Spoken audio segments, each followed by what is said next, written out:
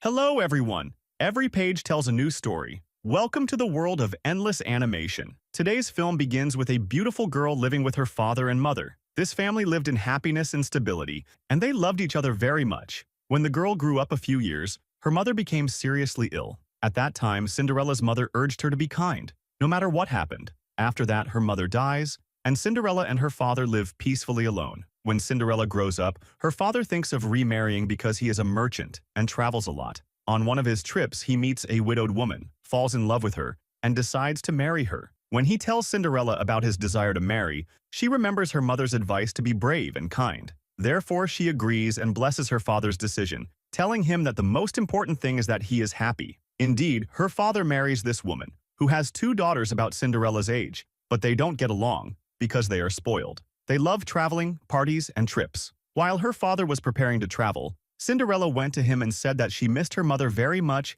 and that he was the only good thing in her life. He tells her that he loves her very much too and advises her to try to be obedient to her stepmother and to try to be happy. He tells her that everyone asked him to bring them gifts when he returns and asks her what she wants him to bring her. She says she doesn't want gifts. She wants him to return safely. Then, he bids farewell to Cinderella, his new wife, and her daughters, and leaves to travel. As soon as her father travels, his new wife tells Cinderella that her daughters need a bigger room instead of their small one. Therefore, she asks Cinderella to leave her room for her daughters and tells her that from now on she will sleep in the attic, a room located at the top of the mansion, used as a storage room. Cinderella, remembering her mother's words to be kind and brave, agrees, takes her things, and goes up to the attic. She finds that it is a very suitable place, away from the noise and disturbing sounds. Every day, Cinderella, as usual, helps the servants in the house and treats them kindly. One day, a man who was with her father on his trip arrives and informs her that her father fell ill on the road and died. Her stepmother is shocked because she married him because he was rich and provided for her and her daughters.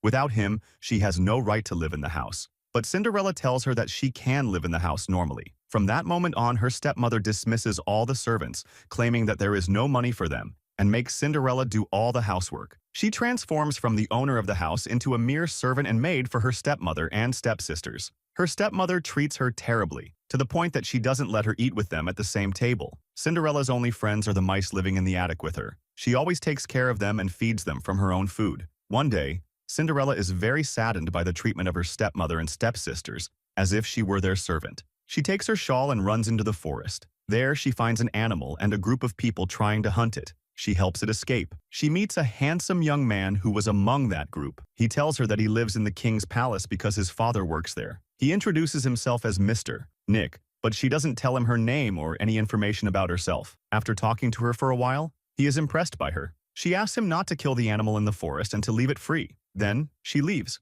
We go to the king's palace, and we learn that this young man is the prince. He tells his father, the king, that he met a kind girl in the forest and is impressed by her and wants to marry her. But his father tells him that he cannot marry just any girl. She must be a princess like him. After a long discussion, Nick tells his father that he agrees to marry, but only if he holds a big party at the palace, inviting all the unmarried girls in the city, and he will choose his bride from among them. The king agrees to his son's request. The next day, the palace guards go down to the market and announce that all the girls in the city are invited to the prince's party, which will be held in 2 weeks, and that the prince will choose his bride at this party. Cinderella is in the market and hears the news and is very happy. All she thinks about is that if she goes to the party at the palace, she will meet the handsome young man she met in the forest, whom she also likes. She goes home and tells her stepmother, who rushes to her daughters and tells them that one of them must win the prince and marry him to save them from their debts. Then, she tells Cinderella that she will go to the tailor to have dresses made for her and her two daughters, completely ignoring Cinderella.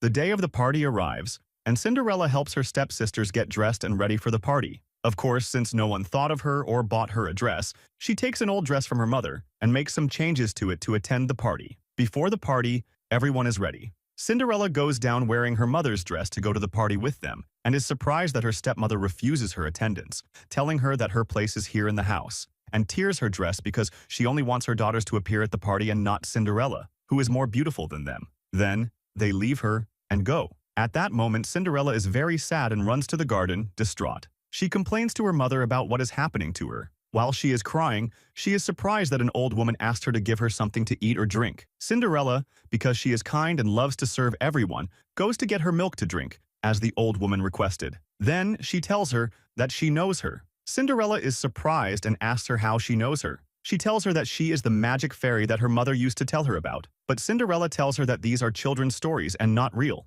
But the fairy reveals to her that it is real. She uses her magic wand and returns to her original form. Cinderella is surprised. The fairy tells Cinderella not to be sad and that she will help her go to the prince's party. Using the magic wand, she transforms things in the garden into a carriage for Cinderella to go to the party, and also makes her servants to help her, transforming her mouse friends into 4 handsome white horses. Cinderella says that her dress is torn and she won't be able to go out in it. So, the fairy transforms her old clothes into a beautiful blue dress, and also transforms her flat shoes into beautiful crystal shoes. Before Cinderella leaves, the magic fairy tells her that all this magic will end at 12 o'clock at night, and Cinderella must return from the party before 12 o'clock. Cinderella says that she is afraid that her stepmother and stepsisters will find out that she went to the party. So, the fairy casts a magic spell on her. If Cinderella's stepmother had seen her, she wouldn't have recognized her. Cinderella arrives at the ball just as the prince is about to choose his dance partner and future wife. Cinderella is awestruck by the splendor of the ball.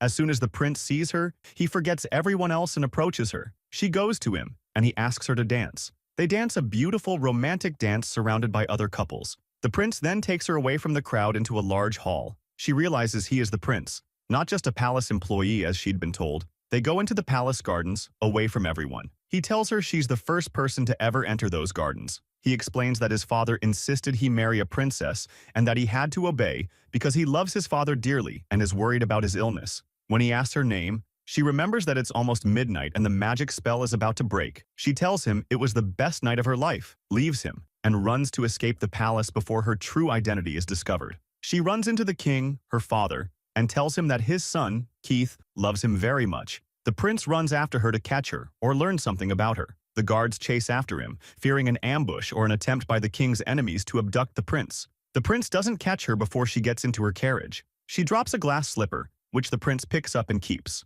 The palace guards pursue Cinderella's carriage, but she escapes. As the clock strikes 12, the magic spell breaks, and everything reverts to normal, except for Cinderella's glass slipper. Her stepmother and stepsisters return home and find Cinderella in her ragged dress. They mock her, but her stepmother suspects she is the beautiful girl who danced with the prince. She tells Cinderella that the prince has chosen a princess from another country named Selena, testing her reaction. Cinderella doesn't care, knowing it's not true. She hides her glass slipper in a box in her attic room and is overjoyed by her night with the prince. Later, the king falls gravely ill and tells his son Keith to marry the woman he loves, even if she's a commoner, because he wants him to be happy. The king dies, and Keith becomes king. Keith dismisses the palace guards. An announcement is made about the glass slipper, and that any woman who fits the slipper and is willing to present herself to the palace will be considered. Cinderella and her stepsisters hear the announcement. Cinderella rushes home to get her slipper but finds it gone from her box. Her stepmother has it and reveals she knows Cinderella was with the prince. She says Cinderella is unlucky in love,